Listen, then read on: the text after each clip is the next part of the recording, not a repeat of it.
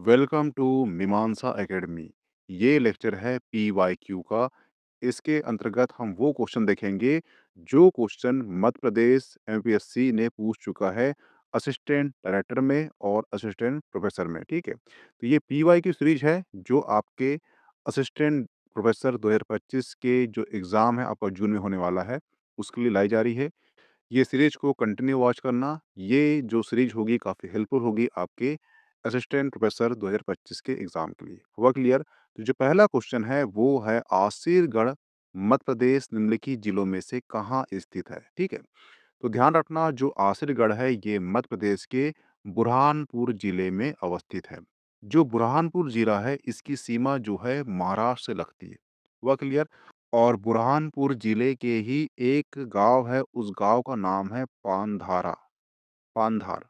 पांधार गांव में ही आसिरगढ़ किला अवस्थित है, जिसका निर्माण जो है राजा अहिर ने करवाया था। और इस आसिरगढ़ के किले में भगवान शिव का मंदिर और जामा मस्जिद अवस्थित है। आसिरगढ़ के किले को दक्कन का द्वार कहते थे, क्योंकि इस आसिरगढ़ किले को जीते बिना आप दक्षिण में प्रवेश नहीं कर सकते थे। तो इसका आंसर क्या होगा? Option C, Burhanpur.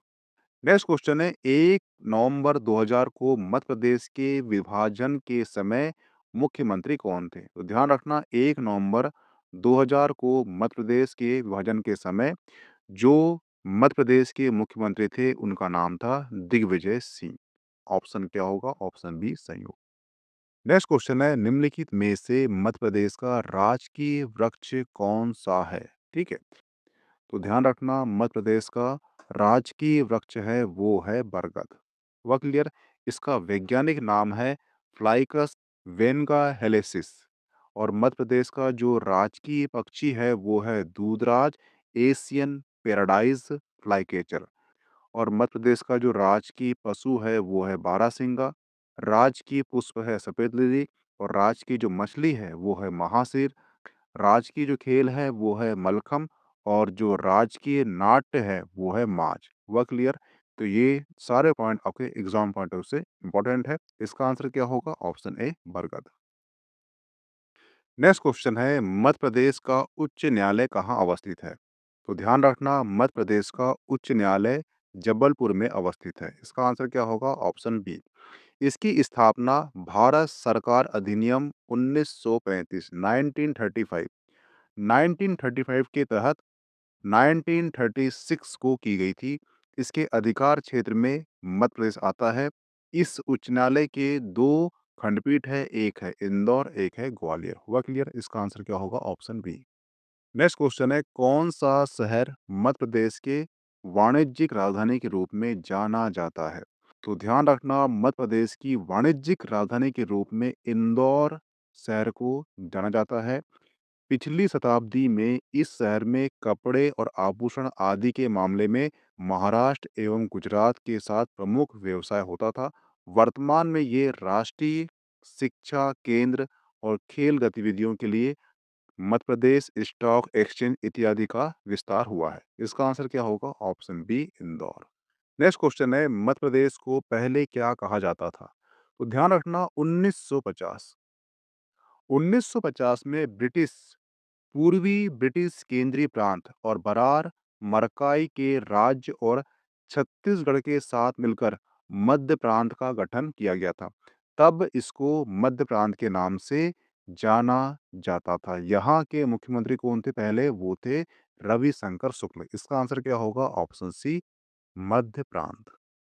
Next question है निम्नलिखित में से कौन से क्रमशः मध्य प्रदेश के राजकीय पशु पक्षी व पेड़ है?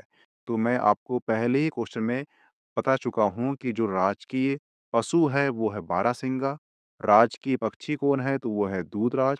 जो राजकीय पेड़ है वट यानी बरगद है। इसका आंसर क्या होगा? Option A.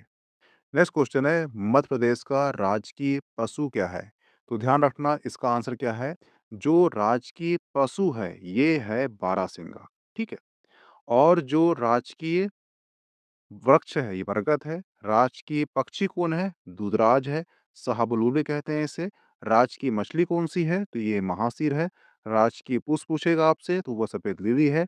और राजकीय खेल कौन-सा है? तो वो है मल्लखम्ब है। नेक्स्ट क्वेश्चन है, एक सरकारी बैंक नोट मुद्रणालय मध्य प्रदेश के किस स्थान पर अवस्थित है? तो ध्यान रखना, सरकारी बैंक नोट मुद्रणालय मध्य प्रदेश के देवास जिले में अवस्थित है। हुआ क्लियर?